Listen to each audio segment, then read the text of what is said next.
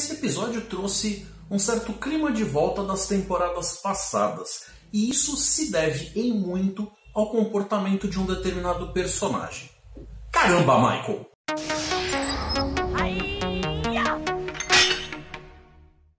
Salve, Telatrekkers! Tudo bem com vocês? Meu nome é Heitor Teixeira e eu tô aqui com mais um comentário a respeito do episódio de Discovery da semana. Vamos lá dar uma destrinchada nessas coisas? Eu vou começar a fazer comentários livres de spoiler e depois, quando eu for esmiuçar mais a fundo, fazendo comentários mais sórdidos ali, eu aviso para vocês, podem ficar tranquilos e sossegados.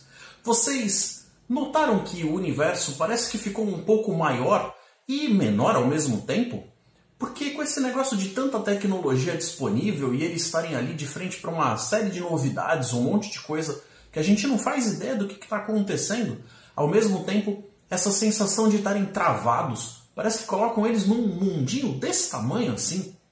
E vocês concordam comigo que parece que a melancolia está se fazendo presente em todo esse arco de história da temporada? Eu vejo um grande potencial em você pegar uma história a respeito de uma utopia quebrada e o pessoal está tentando colocá-la de volta nos eixos ali. Mas, pessoalmente, eu espero que esse negócio de colocar as coisas em ordem, limpar a casa e arrumar tudo não se prolongue demais.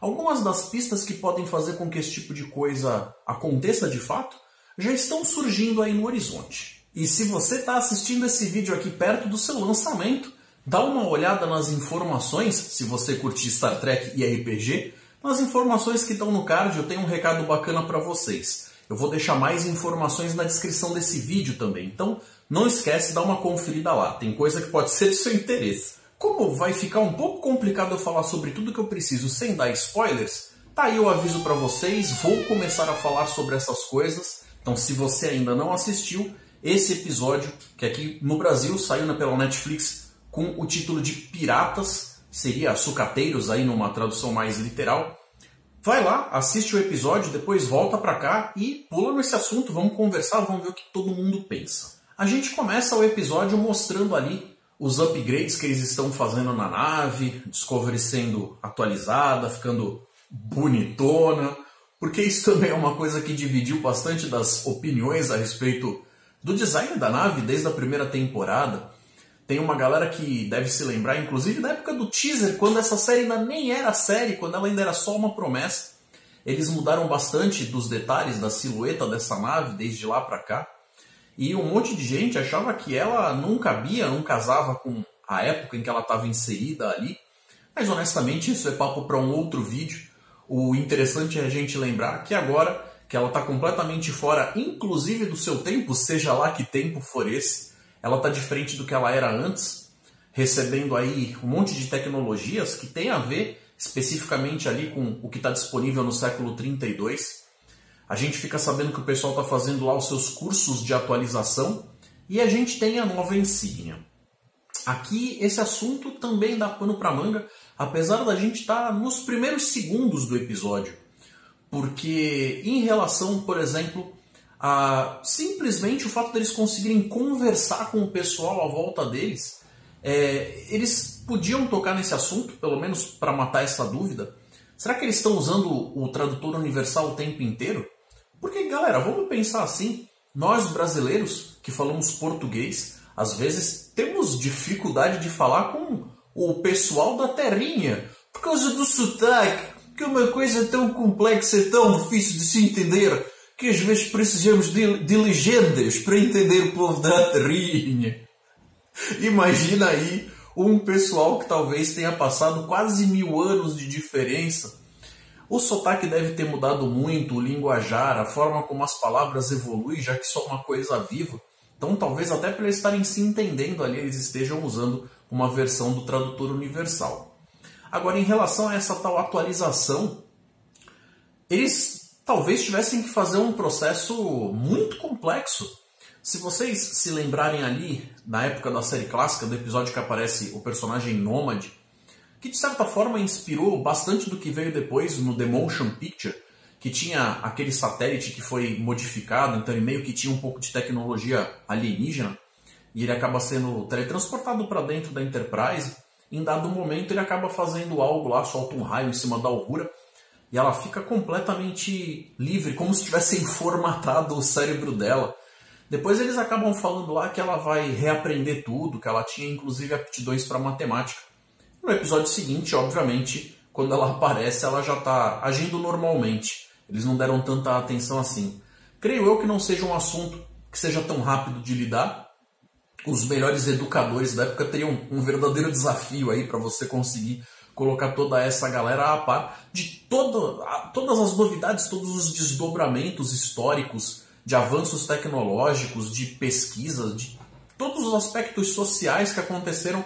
Mas vamos aceitar que isso é uma coisa que está acontecendo aos poucos e que essa galera ainda vai dar muitas tropeçadas em relação a dizer e ouvir coisas que eles vão ficar boiando. E em relação à nova insígnia, eu tenho um pensamento bastante conflitante em relação a ela, já que ela, enquanto uma proposta de um item de ficção científica, me parece absolutamente desejável. Ela tem uma versão que te entrega ali as funcionalidades do pad, onde eles colocam na tua frente toda uma interface em holograma que fica flutuando ali na sua frente para você poder usar, ter acesso a informações, fazer registros, aquele negócio todo. Da mesma forma que ainda é um comunicador, acumula as funções do tricorder e ainda é um teletransporte pessoal. Então, de fato, é uma coisa que qualquer um iria querer ter.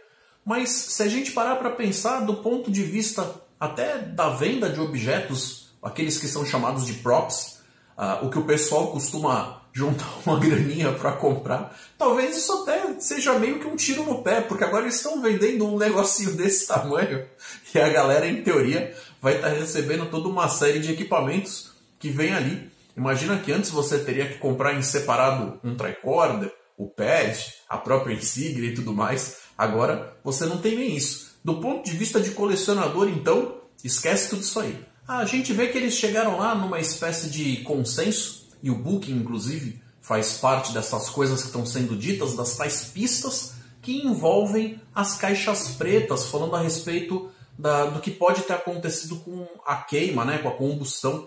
Então, eles chegam na conclusão ali de que naves que estavam em diferentes lugares tiveram momentos de destruição diferentes, o que acaba sugerindo para eles que essas naves não foram destruídas ao mesmo tempo, então não foi uma coisa homogênea que aconteceu na galáxia em todos os cantos simultâneo, mas que se você puder fazer ali uma espécie de revisita aonde estava cada nave, pelo menos naves o suficiente com suas caixas pretas, você consegue fazer lá seus cálculos matemáticos e entender que as que explodiram primeiro talvez estivessem mais perto do centro, as que explodiram depois talvez mais distante. E se você traçar uma linha reta entre elas, talvez você consiga encontrar ali um ponto de origem que pode dar novas pistas para eles entenderem a tal queima, a tal combustão, que pode ser muito útil, pode ser essencial para eles irem correr atrás, talvez até de uma solução. Como o climinha lá ainda está meio de desconfiança, a galera chegou agora, o pessoal da federação e da frota, o próprio almirante Vance ainda não confia direitinho em todo mundo,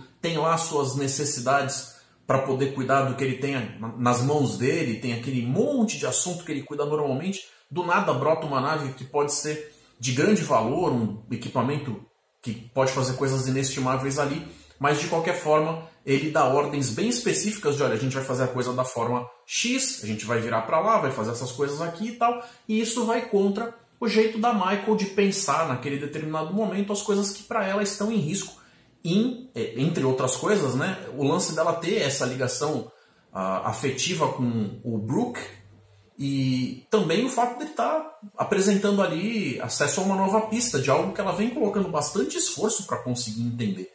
Então ela, que não tem mais para quem pedir ajuda, já que o resto da tripulação da Discovery vai fazer as coisas muito mais pelas regras e tal, acaba sendo obrigada a ir pedir ajuda da pessoa que você, em teoria, menos deveria confiar, que é a Felipa Georgiou, do nosso universo espelho, que faz as coisas de forma bastante egoísta e errática, difícil de confiar. Mas como elas têm essa ligação entre elas e talvez algumas necessidades em comum, é a bola da vez, é essa daí que vai ter que ser. A Felipa, por sua vez, ainda está apresentando lá umas coisinhas, ainda está meio pancadinha. Se no começo da temporada a gente estava vendo a Detmer, que de vez em quando tinha uns lapsos lá, que ficava meio olhando zumbizada pro nada assim, de repente tem uns seus surtos agressivos, aquele negócio todo. Agora quem a gente vê que de vez em quando, no meio da ação, no meio da coisa, do bicho pegando ali, meio que também vai pro limbo, é a própria JoJo. Com esse negócio de repente você tirar as principais potências para tomar em conta do espaço em geral, você acaba tendo o tal vácuo do poder e a patotinha da Ozira lá, o Syra, e o seu grupo de agentes piratas que estão tocando o terror por ali, acabam se levantando meio que como se fossem os novos antagonistas. Aqueles que estão tirando proveito das coisas, porque é meio que uma lei da selva ali, onde seria a lei do mais forte acontecendo. Pouco se pode fazer se você não tem os recursos corretos. E a gente vê que eles acabam embaçando em muito a vida de muita gente, inclusive trazendo aí a escravidão, maus tratos, um monte de coisa que já deveria ter sido erradicada, porque justamente é o que a gente está falando a respeito dessa utopia quebrada. É justamente nesse local aí que funciona meio que como uma espécie de ferro velho, que eles vão colocando as partes que são encontradas espalhadas em todos os escombros das naves que se explodiram e tal, que a gente vê essa concentração de escravos, pessoas que trabalham ali com um dispositivo instalado na nuca, que lembra bastante, por exemplo, filmes como A Fortaleza ou Aliança Mortal, que você não pode passar de uma determinada área, senão você vai pro Beleléu.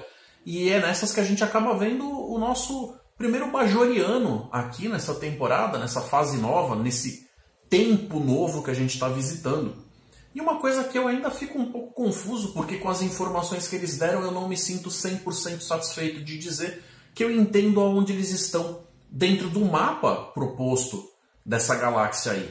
Em outras situações a gente já chegou a ter, de forma bem distinta na tela, inclusive, coisas que ajudam a gente a entender o quão próximo a gente está de certas potências, como de repente o Império Romulano ou o Império Klingon, se a gente está no meio da Federação, se a gente está mais perto da Cardácia, se a gente está perto da própria Estação Espacial 9, que eu não sei se ainda existe, mas pelo menos o wormhole que leva para o quadrante Gama talvez ainda esteja lá. Então são uma série de perguntas que ainda ficam um pouco no ar e eu gostaria bastante que eles dessem uma atenção para isso, para me sentir um pouco menos perdido. Lá nesse local, os capanguinhas genéricos ainda têm uma vestimenta e os equipamentos, aquela arminha meio Mega Man, parecido com o que a gente tinha visto supostamente do outro lado lá, em outro quadrante, distante pra caramba, aonde a Michael chega, naquele planeta que depois ela acaba encontrando o Book. Em relação ao Stamets, a gente já começa a ver ali que se lá no começo muitas coisas acabaram recebendo upgrades, a própria nave agora tem as nacelles separadas do corpo da nave, e Eagle Moss, muito boa sorte com isso quando vocês forem fazer o modelinho de vocês. Mas aqui parece que a parte da gaiolinha ali que controla o Spore Drive também está recebendo novidades, coisas que vão fazer com que a vida de todo mundo fique mais fácil.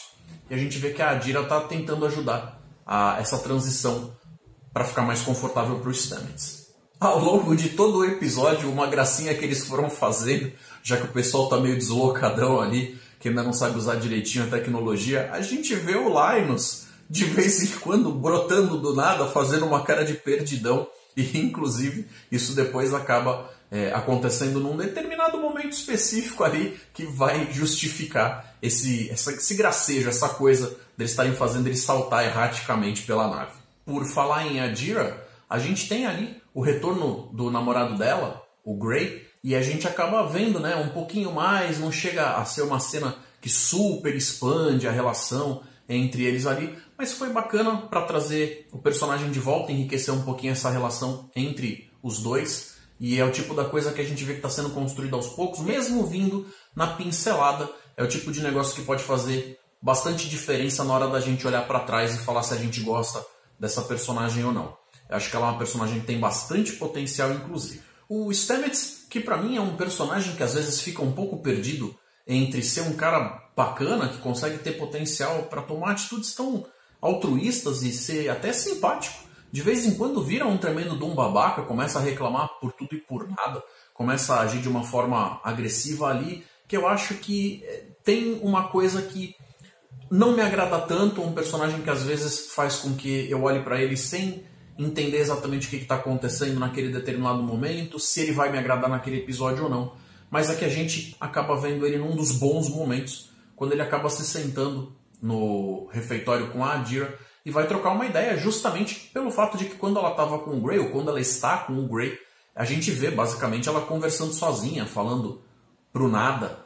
E ele meio que nota isso, vai lá estender a mão para ela, não só pelo fato de estar preocupado com ela, mas também por saber que ela é sim uma pessoa que está precisando de um pouco de atenção e que, como eles têm algumas coisas em comum, seria interessante ele se aproximar dela para tentar estender essa mão, fazer ela se sentir mais bem-vinda e de repente ter uma transição para essa vida nova ali no meio do pessoal da Discovery que seja mais confortável.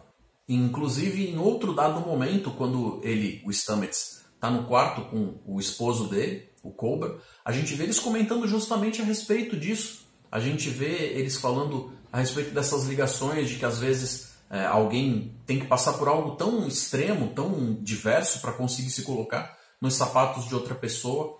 Uma relação que ficou muito bacana ali entre eles. Eu achei a interação deles que foi sutil, foi uma coisa, não sei se eu diria poética, mas que foi bastante natural a forma como estava acontecendo. Eles, para mim, de longe não são um casal forçado. Eles me parecem ali que realmente tem algo de muito interessante para entregar para quem assiste, uma representatividade bem-vinda. E para quem fica reclamando que Star Trek em geral, ou Discovery, às vezes trabalha com lacração, eu acho que eles estão lacrando é pouco, por mim pode mandar mais. No meio desse papo todo, então, falando a respeito da Adira talvez ser especial e aquele negócio todo, eu acabei ficando ali um pouco com sentimentos meio Wesley em cima dela, como se ela fosse vista como uma garota prodígio.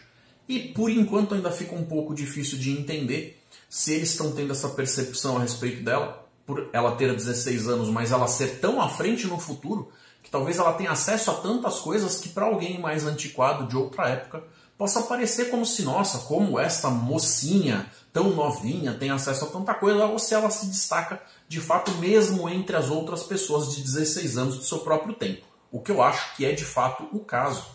Então, é possível sim que essa personagem venha a ser colocada numa série de situações ali onde ela vai fazer a diferença.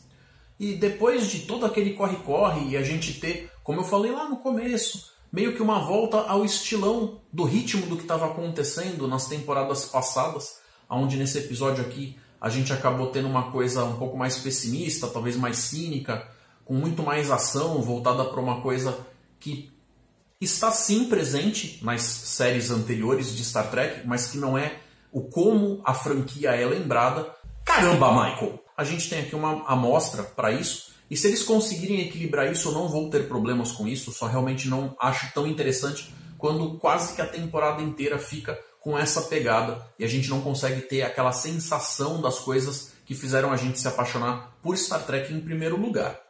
Mas automaticamente ali no final, quando eles já conseguiram escapar, fugiram lá do campo, que é meio que um campo de concentração, de trabalhos forçados e tal, a gente vê que eles trouxeram inclusive um personagem que talvez venha, quem sabe, se tornar um personagem ou regular ou recorrente, que é o andoriano Rin, e eles conseguiram salvar ele e tal. Na parte onde a Michael, depois de ter feito tudo isso, meio que fugida, meio que na base do escapar das ordens que são dadas para ela, a gente vê que ela está se preparando para ir tomar aquela comida de rabo, e no elevador ela tem aquele momento que todo mundo já estava esperando, aonde ela de fato acaba meio que baixando um pouco das barreiras, e a gente vê que ela transmite de novo, está se abrindo para um relacionamento ali, está tendo aquele momento onde de fato vai rolar o tal beijo com o Book. E mais uma vez a gente acaba tendo o Linus aparecendo para dar aquela empatada de uma forma leve ali. Fizeram ele ser o alívio cômico e ele tem tido bastante desse peso dentro dessa temporada, pelo que eu tenho notado. E a gente chega de fato no momento da tal punição para Michael, porque não é possível que ela fique desafiando a galera do alto comando o tempo inteiro e saia ilesa. Ou é? Eu tive a sensação de que as coisas aconteceram meio num pique Kirk ali, onde o Kirk também fazia das dele e se safava, inclusive em determinado momento, quando ele acaba sendo condecorado por isso. Então não é uma coisa sem precedentes, mas é o tipo da coisa que não dá para ficar sem consequências o tempo todo. Eu gostei bastante da forma como foi retratado o Almirante Vance tomando conta desse assunto. Achei que o personagem tratou a coisa de uma forma bastante digna e ele não pareceu ser simplesmente mais um turrão cabeça dura, ele ouviu o lado dela. E ele pareceu tentar, pelo menos na melhor forma que lhe coube, ser o mais justo possível. E deixou a coisa ali na mão do Capitão Saru, para que o Saru determinasse qual ia ser o destino dela naquele momento. O Saru, por sua vez, mesmo sem gostar nem um pouquinho do que está acontecendo, acaba demovendo ela de ser a número 1, então ela não é mais a imediata, não é mais a comandante da nave, agora ela ficaria apenas como uma oficial-chefe de ciências, o que acaba, de novo, trazendo algumas possibilidades interessantes, porque eles podem voltar a fazer coisas assim, de separar ela do resto da galera, né, com histórias diferentes acontecendo ao mesmo tempo, e não vai ficar tão difícil de engolir como é que alguém que está preso tão lá em cima na cadeia de hierarquia que vai fazer esse tipo de coisa. É o que vai acontecer? Não sabemos, temos que ver mais pra frente ainda. Mas que é interessante ver que as coisas não vão ficar impunes, não vão sair ilesas sempre. Pra mim foi bem legal.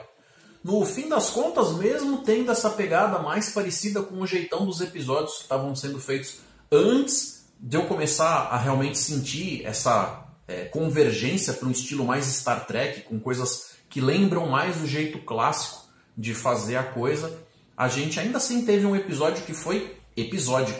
A história começou e acabou aqui, apesar da gente ter aquela proposta do arco maior lá atrás, de fundo.